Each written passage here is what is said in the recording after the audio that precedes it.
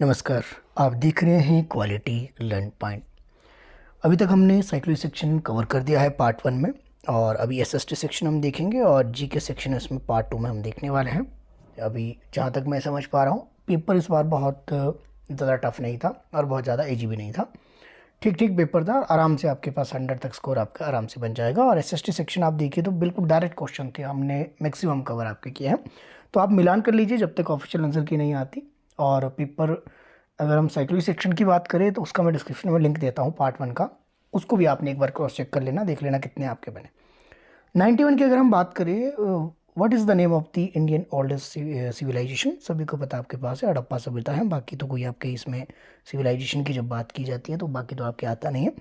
तो 91 का हम एक के साथ चलेंगे। 92 की अगर हम बात करें, हड़प्पा सभ्यता की खोज, तो सभी को पता है ये किसने की थी आपके पास?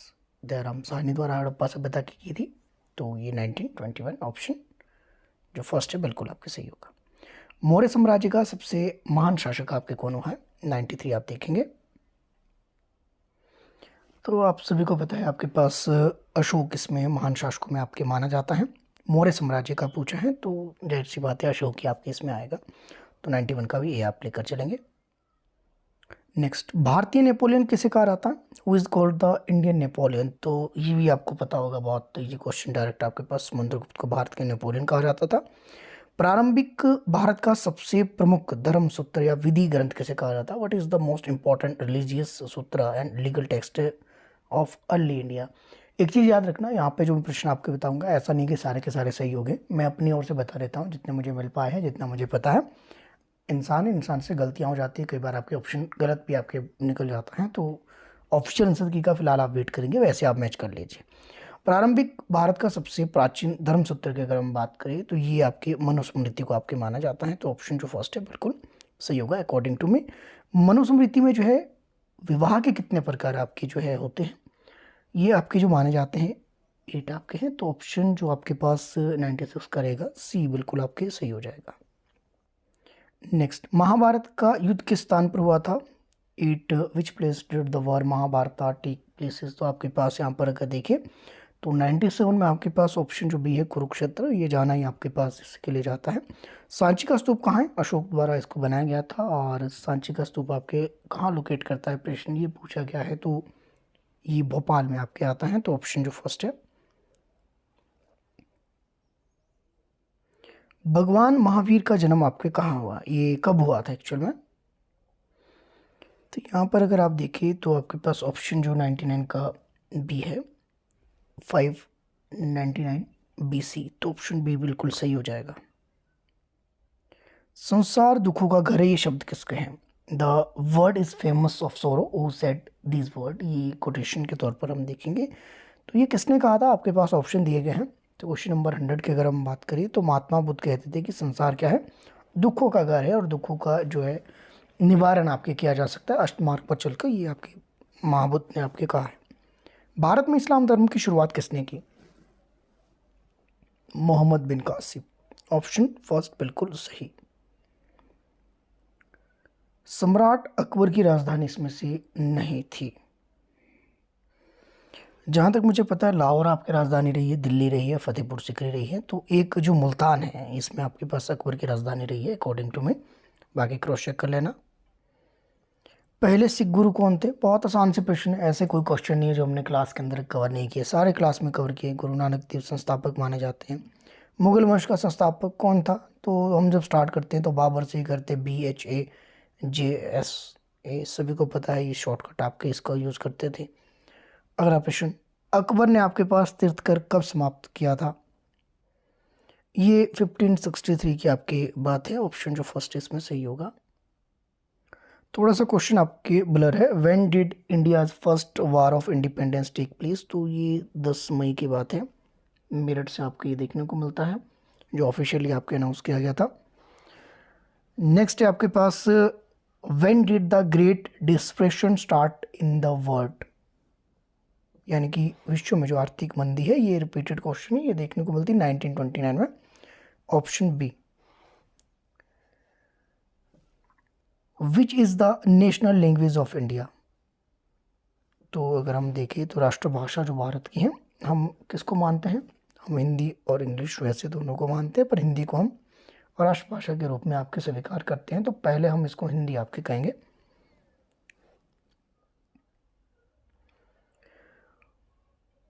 विच sea is called the heart of Roman empire. तो ये जो मुझे लगता है आपके पास ऑप्शन जो डी है वो बिल्कुल आपके सही होगा। जबकि आपके पास where did urban life begin, ये आपके माना जाएगा मेसोपोटामिया से। पिछला हमने देख लिया था ऑप्शन 109 का बी। पैगंबर मोहम्मद का जन्म, ये ऑप्शन जो डी है ये बिल्कुल ठीक है। नेक्स्ट हम देखेंगे आपके पास धर्म युद्ध, जो आपके पास पहला कब देखने को मिलता है। इसमें ऑप्शन आपके नहीं दिया गया है धर्म युद्ध के बारे में। तो अगर पहले ही धर्म युद्ध की बात करिए तो ये वैसे तो आपके पास 95 आता है, तो अब 96 है इसमें, तो नियर बाय को हम इसमें ले सकते हैं। Where did Mongol lives, option देख लीजिए आपके पास मंगोल कहाँ के रहने वाले थे। ऑप्शन आपके पास 4 दिए गए हैं। Central Asia option first. Columbus किस देश से संबंधित था। इटली। अगला प्रश्न आपके पास, when was Hindu Mahasabha formed.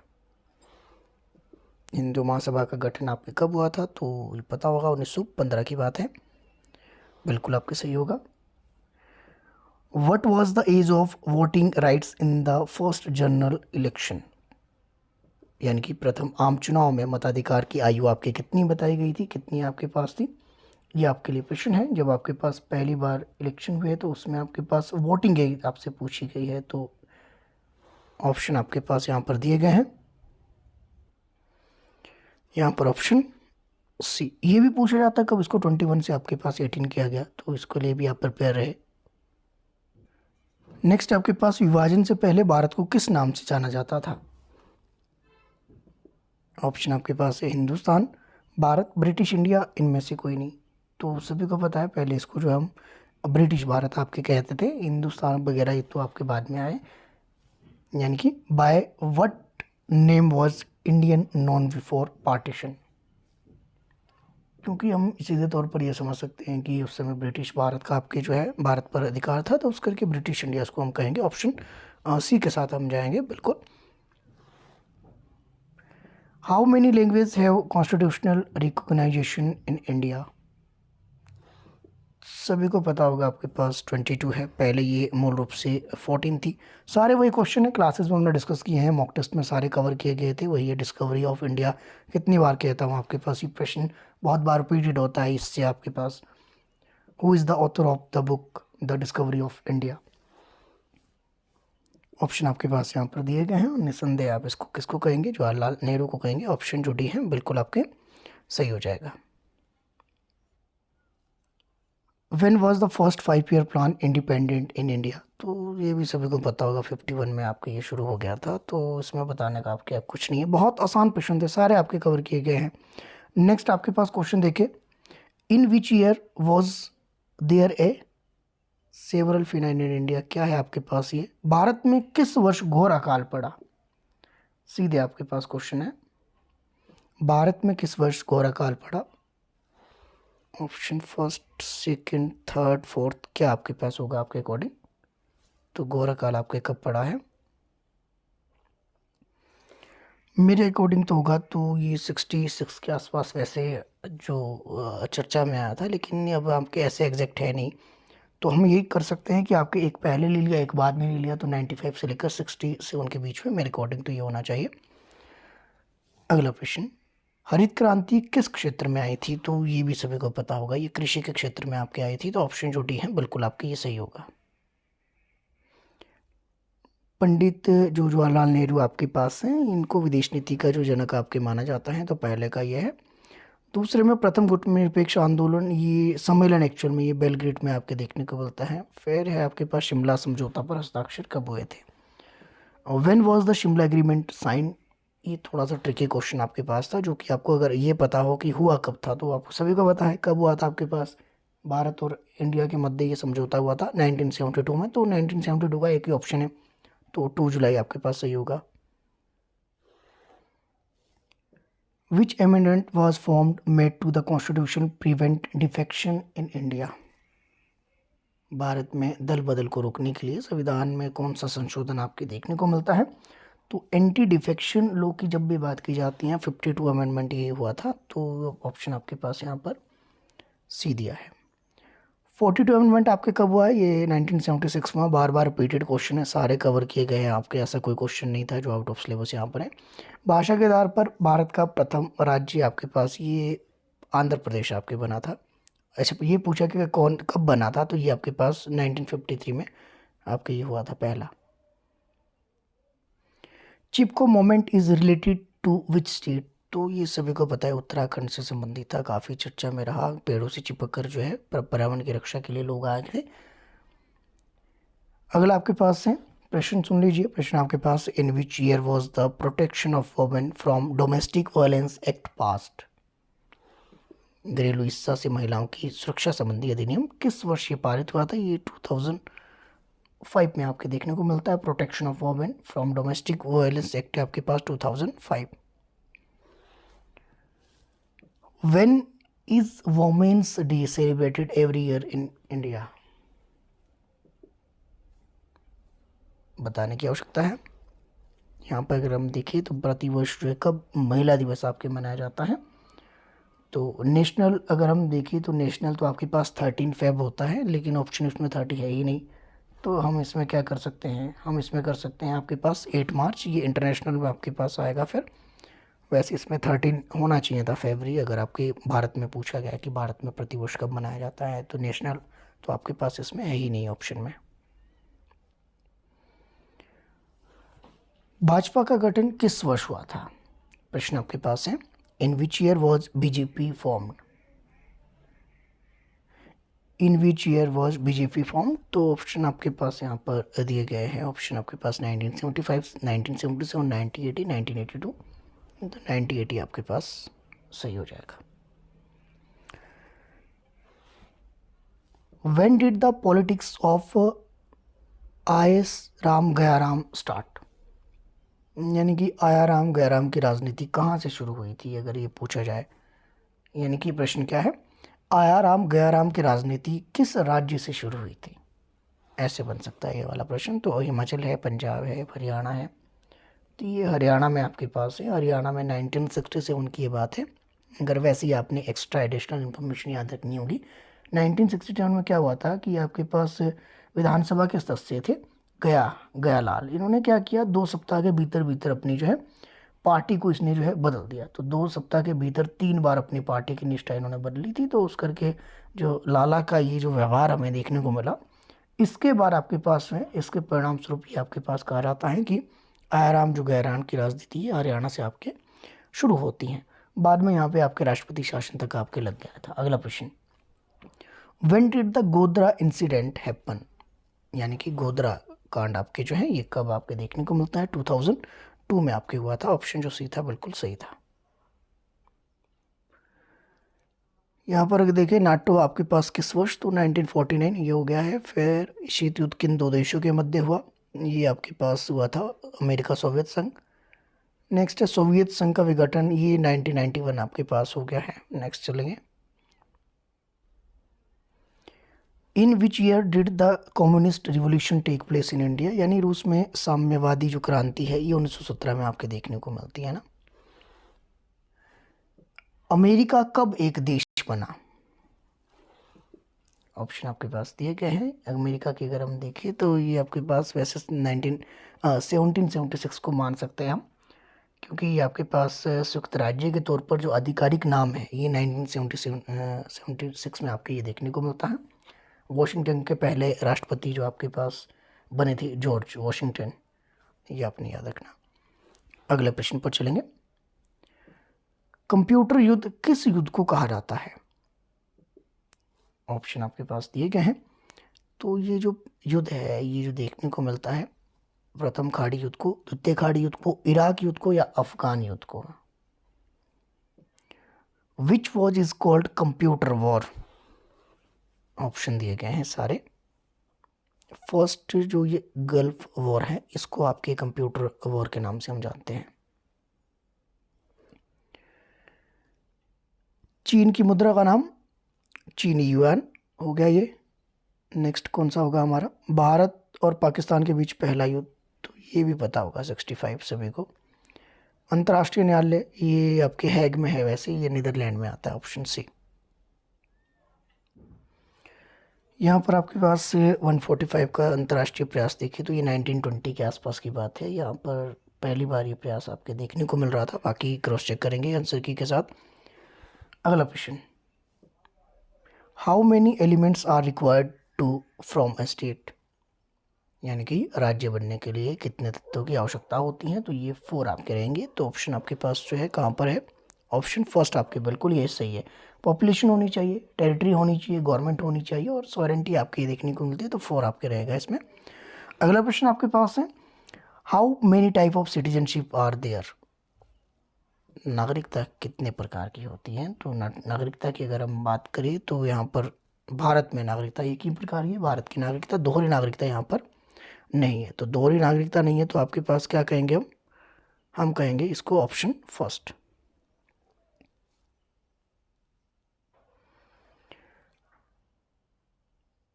Okay, question number 148, politics शब्द का जो प्रयोग है सबसे पहले किस विद्वान ने किया था। 148 की अगर हम बात करें तो ये सी आपके होगा। और 73rd अमेंडमेंट आपके पता है सभी को पंचायतों से संबंधित है, तो पंचायत ऐसा ही होगा।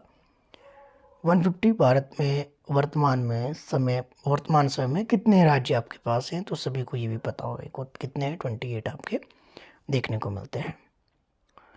147 का एक बार ना आपने थोड़ा सा इसको सस्पेंस में रखना, क्योंकि अगर ये प्रश्न दो तरह से पूछा जाता है कितने प्रकार की होती हैं, तो वैसे भी हो सकता है भारत में कौन सी नागरिकता है, तो भारत में तो आपकी एकल नागरिकता है तो उस हिसाब से एक कहेंगे।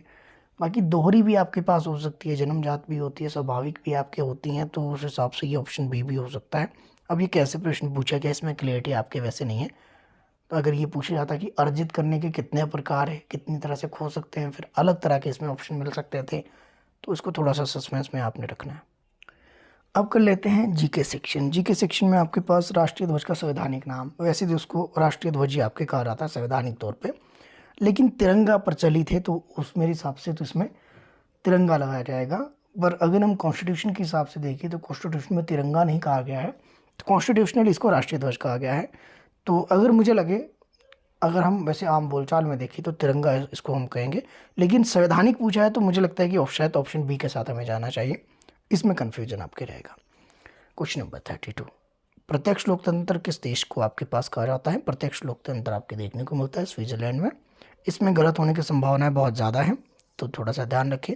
संविधान के जो किस अनुच्छेद में निर्वाचन आयोग का उल्लेख है, निर्वाचन आयोग आपके पास कहाँ पर देखने को मिलता है, 324 में। 33 का ऑप्शन ए बिल्कुल आपके सही हो जाएगा।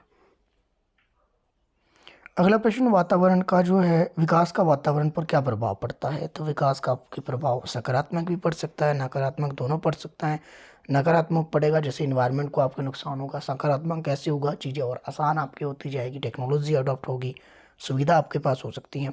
विश्व अर्थव्यवस्था का अमेरिका की हिस्सेदारी में कितना परसेंट है, वैसे तो 26% होता है, लेकिन हम इसको 25 लेकर चलेंगे, तो ये आपके याद रखना। विश्व का प्रथम बिजनेस स्कूल आपके पास ये कहाँ पर खुला था, तो ये 36 की अगर हम बात करें ये अमेरिका में आपके देखने को मिलता है। विश्व अर्थव्यवस्था आपके दो तरह से क्वेश्चन बनते हैं, एक तो 26% ओवरऑल के हिसाब से, वैसे आपके पास 15 पॉइंट कुछ भी रहता है, तो ऑप्शन डी भी हो सकता है, तो इसमें भी थोड़ा आपके सस्पेंस रहेगा। नेक्स्ट आपके पास है यहाँ पर हिडन वर्क के बारे में पूछा गया, किन दो देशों की सीमा रेखा है, तो ऑप्शन ए के साथ हम जाएंगे 37 में। 38 देखिए, प्रथम जो है गुटनिरपेक्ष शिखर सम्मेलन जो हमें देखने को मिलता है ये बेलग्रेड में, ये जीके वाले सेक्शन में भी आया है आपके पास। आधे अधूरे पुस्तक की लेखक कौन है, आधे अधूरे पुस्तक के लेखक आपसे पूछा गया है, तो 39 का ऑप्शन जो फर्स्ट है मोहन राकेश जी बिल्कुल सही हो जाएगा। ठीक है, तो मोहन राकेश जी के साथ हम जाएंगे, ये आपके पास प्रश्न यहाँ पर ठीक हो जाएगा आपके 39 का, इसको आपने एक बार देख लेना।